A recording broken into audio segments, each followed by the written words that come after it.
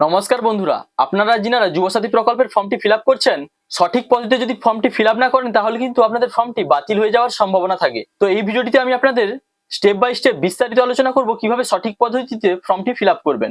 তো তাই ভিডিওটি স্কিপ না করে শেষ পর্যন্ত ওয়াচ করুন, এবং আপনি যদি চ্যানেল নতুন হন তাহলে ভবিষ্যতে ইনফরমেশন সবার আগে পাওয়ার জন্য চ্যানেলটি সাবস্ক্রাইব করে রাখুন।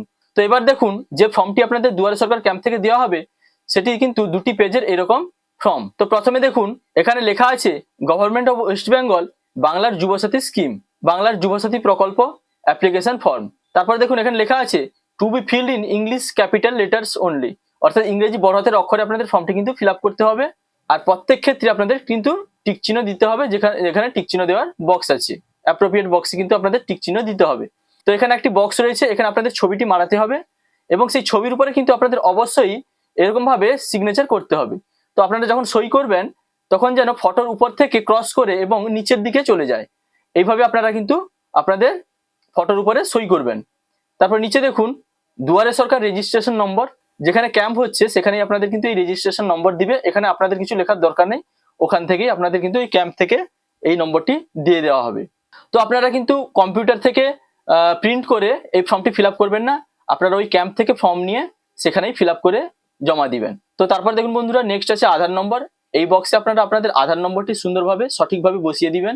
তারপরে বেনিফিশিয়ারি নেম অর্থাৎ উপভোক্তার নাম, এখানে যিনি আবেদনকারী ওনার নামটি কিন্তু এখানে লিখতে হবে। ঠিক এইভাবে আপনাদের ফার্স্ট নেম, মিডল নেম এবং একটা করে এখানে বক্স ছাড়বেন। ফার্স্ট নেমের পর একটা বক্স ছেড়ে মিডল নেমের পর একটি বক্স ছেড়ে লাস্ট নেম লিখবেন। তারপরে দেখুন মোবাইল নম্বর, এখানে আপনার মোবাইল নম্বরটি এইভাবে লিখে দিবেন। তারপরে নিচের বক্সে ইমেল আইডি, যদি আপনার ইমেল আইডি থাকে তাহলে এখানে ইমেল আইডি পরপর লিখে দিবেন। নিচে দেখুন জেন্ডার, আপনি মেল নাকি ফিমেল নাকি আদার্স, যেটা হবে। মেল হলে মেল বক্সে এরকম টিক দিবেন, ফিমেল হলে ফিমেলে টিক দিবেন। তো বুঝতে পারলেন এখানে পুরুষ মহিলা উভয়ই কিন্তু আবেদন করতে পারেন। তবে আপনাদের অন্য কোনো স্কিমে কিন্তু যদি টাকা পান, গভর্নমেন্টের অন্য কোনো স্কিমে যদি আপনাদের নাম থাকে তাহলে কিন্তু আপনারা আবেদন করতে পারবেন। যেমন লক্ষ্মীর ভান্ডার যিনারা পান বা কৃষক বন্ধু প্রকল্পের টাকা যিনারা পান, আপনারা কিন্তু এই প্রকল্পে আবেদন করতে পারবেন না। তো তারপরে দেখুন ডেট অফ বার্থ, জন্ম তারিখ, এখানে আপনার দিন, তারপরে দুটি বক্সে মাস এবং তারপরে চারটি বক্সে বছর লিখে দিবেন এইভাবে। এবং এখানে আপনার 1/4/2026 তারিখ পর্যন্ত বয়স কত হচ্ছে বছরে এখানে কিন্তু লিখে দিতে হবে এইভাবে। এবার বন্ধুরা তার নিচে দেখুন ফাদার্স নেম, আপনার বাবার নামটি এইভাবে লিখবেন। নাম লিখে একটা বক্স ছেড়ে তারপরে যদি মিডিল নেম থাকে লিখবেন, তারপরে একটি বক্স ছেড়ে লাস্ট নেম লিখবেন। মায়ের নামও ঠিক সেইভাবে লিখবেন। তারপরে স্পাউস নেম, অর্থাৎ আপনি যদি বিবাহিত হন, যদি পুরুষ ফর্মটি ফিল আপ করছেন তাহলে আপনার স্ত্রীর নাম লিখবেন, আর যদি কোনো মেয়েরা ফিল আপ করছেন অর্থাৎ যদি মহিলা হন তাহলে আপনার স্বামীর নামটি এখানে লিখতে হবে, যদি বিবাহিত হন তাহলে। তারপর দেখুন ক্যাটাগরি, ইফ নট জেনারেল, যদি শ্রেণী সাধারণ না হয় তাহলে কিন্তু এগুলি ফিল আপ করতে হবে। যদি এসসি হন তাহলে এসসিতে টিক দিবেন, যদি এসটি হন এসটিতে টিক দিবেন, বা ওবিসি হলে ওবিসিতে টিক দিবেন। যদি জেনারেল হন তাহলে এগুলি কিন্তু ফিল আপ করার প্রয়োজনই, সার্টিফিকেট নম্বরও ঘটে ফিল আপ হবে না। তো আশা করি বুঝতে পারলেন। যদি এসসি বা এসটি বা ওবিসি হন তাহলে আপনাদের সার্টিফিকেট নম্বরটি কিন্তু এই বক্সে পরপর লিখে দিতে হবে। এবার দেখুন বৈবাহিক অবস্থা, ম্যারিটাল স্ট্যাটাস, যদি আনম্যারিড হন তাহলে আনম্যারিডের এই বক্সে টিক দিবেন। উইডো অর্থাৎ বিধবা বা উইডোয়ার অর্থাৎ বিপত্নিক, তাহলে এই বক্সে টিক দিবেন। যদি বিবাহিত হন অর্থাৎ ম্যারিড হন তাহলে এই বক্সে টিক দিবেন। আর যদি বিবাহিত অথচ বিচ্ছিন্নভাবে আছেন বা সেপারেটেড আছেন তাহলে এই বক্সে টিক দিতে হবে। তারপরে এখানে আপনাদের কন্ট্যাক্ট ডিটেলস অর্থাৎ অ্যাড্রেস দিতে হবে, এখানে আপনার বাড়ির নম্বর এই বক্সে লিখতে হবে। তারপরে village or town or city, গ্রাম, বা আপনি যদি গ্রামে থাকেন তাহলে গ্রামের নামটি দিয়ে দিবেন, যদি শহরে থাকেন তাহলে শহরের নামটি দিয়ে দিবেন, অথবা আপনি যদি সিটি অর্থাৎ নগরে থাকেন তাহলে সেই নামটি এখানে লিখতে হবে। তো তারপর দেখুন পোস্ট অফিস, এখানে আপনার পোস্ট অফিসের নামটি সুন্দরভাবে লিখে দিবেন। তো বন্ধুরা পুরো ফর্মটি কিন্তু ইংলিশ ক্যাপিটাল লেটারে আপনাদের ফিল আপ করতে হবে। তারপর দেখুন গ্রাম পঞ্চায়েত বা ওয়ার্ড নম্বর, আপনাদের গ্রাম পঞ্চায়েতের নম্বরটি এবং নাম এবং নম্বর এইভাবে লিখে দিবেন। তারপরে দেখুন block or municipality or corporation যেটা হবে সেই নামটি এখানে দিয়ে দিবেন। তারপরে পুলিশ স্টেশন, আপনার থানার নামটি এখানে লিখে দিবেন। তারপরে ডিস্ট্রিক্ট, আপনার অর্থাৎ জেলার নামটি লিখে দিবেন। পিনকোড, আপনাদের যে পিনকোডটি আছে সেটি এখানে লিখে দিবেন পরপর। তারপরে দেখুন স্টেট, রাজ্যটি এখানে কিন্তু দেওয়া আছে। তো এটি গেল ফার্স্ট পেজ। এবার নেক্সট পেজে দেখুন, প্রথমে আপনাদের লেখা আছে MP or equivalent examination details, অর্থাৎ মাধ্যমিক বা সমতুল্য পরীক্ষার বিবরণ দিতে হবে।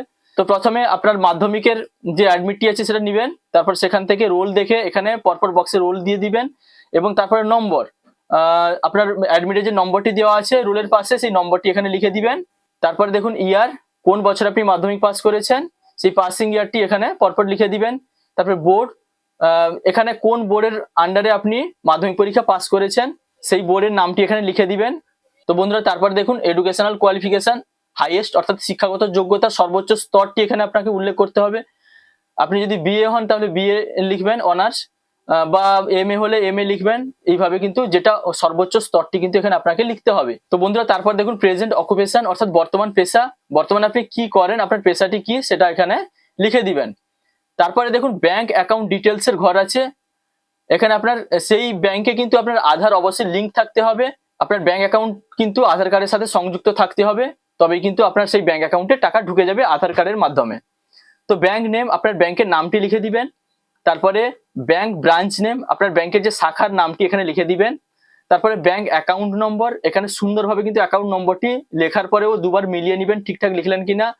আইএফএসসি কোডটি কিন্তু এখানে লিখে দিবেন তার পরের বক্সে। তারপরে দেখুন বন্ধুরা দেওয়া আছে weather financial assistant received from government except from any state provided financial assistance for educational benefit or scholarship, অর্থাৎ বলতে চাওয়া হয়েছে রাজ্য সরকার প্রদত্ত শিক্ষাগত সুবিধা বা বৃত্তি ছাড়া অন্য কোনো সরকারি সাহায্য পান কিনা, অর্থাৎ এখানে জানতে চাওয়া হয়েছে লক্ষ্মী ভান্ডার বা যে বিধবা প্রতিবন্ধী ভাতা অথবা আপনার কৃষক বন্ধু প্রকল্পের ভাতা এগুলো পান কিনা, যদি হ্যাঁ হয় তাহলে হ্যাঁ দিতে হবে, যদি না হয় তাহলে, যদি না পান তাহলে না দিতে হবে। তো তারপরে দেখুন ইফ ইয়েস গিভ ডিটেলস, যদি পান তাহলে কোন প্রকল্পের সুবিধা পান সেটা কিন্তু আপনাকে এখানে ডিটেলসে লিখতে হবে। তো বন্ধুরা তারপরে দেখুন আপনাদের ফর্মের সঙ্গে যে সমস্ত সেলফ অ্যাটেস্টেড ফটোকপি দিতে হবে, অর্থাৎ আপনাদের জেরক্স কপি দিতে হবে, যে ডকুমেন্টসগুলি জেরক্স দিতে হবে তার সঙ্গে কিন্তু আপনাকে সিগনেচার করতে হবে, সেই ডিটেলস সেই ডকুমেন্টসগুলির নাম কিন্তু পরপর দেওয়া আছে। প্রথমে দেখুন মাধ্যমিক অর ইকুইভ্যালেন্ট অ্যাডমিট কার্ড, মাধ্যমিক বা সমতুল্য পরীক্ষার অ্যাডমিট কার্ডের জেরক্স আপনাকে দিতে হবে, তার নিচে কিন্তু সই করতে হবে।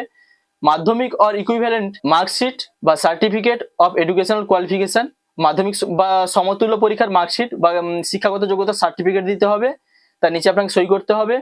কপি অফ আধার কার্ড, আধার কার্ডের জেরক্স দিতে হবে, তার নিচে সই করতে হবে। তারপরে ভোটার কার্ডের জেরক্স দিতে হবে, তার নিচে সই করতে হবে। ফার্স্ট পেজ অফ পাসবুক, ব্যাংকের পাসবইয়ের প্রথম পেজটি জেরক্স করে দিতে হবে। এবং তারপর দেখুন যদি এসসি বা এসটি বা ওবিসি হন তাহলে সেই সার্টিফিকেটটি আপনাদের জেরক্স দিতে হবে, তার নিচে সই করতে হবে। তো এগুলি যে আপনারা ডকুমেন্টসগুলি দিবেন, কোন কোন ডকুমেন্টসগুলি দিচ্ছেন তার পাশে কিন্তু আপনাদের টিকমার্ক এইভাবে দিয়ে দিতে হবে। তারপরে আপনাদের সেলফ ডিক্লারেশন দেওয়া আছে, স্বঘোষণা, আমি এত দ্বারা ঘোষণা করছি যে আমি পশ্চিমবঙ্গের স্থায়ী বাসিন্দা। তো তারপরে দেখুন 2 নম্বর পয়েন্টে যেটা লেখা রয়েছে, আমি অদ্যাবধি একজন বেকার এবং আমি পশ্চিমবঙ্গ সরকারের কোনো সামাজিক নিরাপত্তা প্রকল্প বা কোনো ভাতার আওতায় সাহায্য পাচ্ছি না রাজ্য সরকার প্রদত্ত শিক্ষাগত সুবিধা বা বৃত্তি ছাড়া, অর্থাৎ এখানে স্পষ্টভাবে বলা হয়েছে আপনি শিক্ষাগত সুবিধা বা কোনো স্কলারশিপের টাকা ছাড়া অন্য কোনো প্রকল্পের সাহায্য পাচ্ছেন না। তো সেটা কিন্তু আপনি সেলফ ডিক্লারেশন দিচ্ছেন। এবং তার নিচে দেখুন লেখা রয়েছে, আমার দ্বারা জমাকৃত সমস্ত তথ্য এবং নথিপত্র আমার জ্ঞান ও বিশ্বাস অনুযায়ী সত্য, যদি কোনো তথ্য বা নথি মিথ্যা প্রমাণিত হয় তবে আমার বিরুদ্ধে আইনানুগ ব্যবস্থা নেওয়া হবে এবং সুবিধাটি প্রত্যাহার করা হবে। তারপরে 4 নম্বরে বলা হয়েছে, বাংলার যুবসাথী প্রকল্পের জন্য আমার আধার নম্বর আধার ভিত্তিক প্রমাণীকরণ ব্যবস্থার মাধ্যমে নিজেকে প্রমাণীকরণ করতে কোনো আপত্তি করছি না এবং আধার আইন 2016 এবং তদানুসারে প্রণীত প্রবিধান অনুযায়ী আমার স্বেচ্ছায় সম্মতি প্রদান করছি। এইভাবে আপনাকে স্বঘোষণা দিতে হবে এবং এখানে নিচে আপনাকে সই করতে হবে, এখানে আপনি সই করে দিবেন। তারপর এখানে জবে ফর্মটি ফিল আপ করে জমা দিচ্ছেন তার ডেটটি এখানে লিখে দিবেন। তারপরে বন্ধুরা এখানে কিন্তু দুয়ারে সরকার রেজিস্ট্রেশন নম্বর আপনাকে সেখান থেকে দিয়ে দেওয়া হবে, এটা কিন্তু ওখান থেকে আপনাদের এই ফর্মের সঙ্গে লিখে দেওয়া হবে। এবার এখানে আই আপনার নামটি লিখতে হবে, তারপরে son or daughter or wife of, এখানে আপনি আপনার বাবার নাম, বা যদি আপনি মেয়ে হন তাহলে আপনার বাবার নাম, বা যিনি মহিলা হন তাহলে আপনার স্বামীর নামটি এখানে লিখে দিবেন। হ্যাভ সাবমিটেড বাংলার যুবসাথী, তারপরে দেখুন অ্যাপ্লিকেশন অন, অর্থাৎ যেই তারিখে আপনি ফর্মটি জমা দিচ্ছেন সেই তারিখটি এখানে লিখে দিবেন। মাই মোবাইল নম্বর, এখানে আপনার মোবাইল নম্বরটি লিখে দিবেন। আধার নম্বর, এখানে আপনার আধার নম্বরটি বসিয়ে দিবেন। তো বন্ধুরা তারপরে দেখুন রিসিভড অন, এখানে ডেটটি আপনার লেখার দরকার নেই, এখানে যিনি আপনার ফর্মটি জমা নিচ্ছেন ওই ক্যাম্পে যিনি অফিসার রয়েছেন উনি কিন্তু এখানে ডেট দিবেন এবং সেই সঙ্গে উনি সিগনেচার করে উনি উনার সিল করে সিগনেচার করে দিবেন। এই নিচের অংশটি কেটে কিন্তু আপনাকে দেওয়া হবে। তো যুবসাথীর ক্যাম্পের যে আপনি ফর্মটি ফিল আপ করে জমা দিলেন তার কিন্তু একটি প্রমাণ আপনার কাছে থাকলো, তো এটি ফিউচারের জন্য আপনার কাজে লাগবে, এটি আপনি সযত্নে রেখে দিবেন।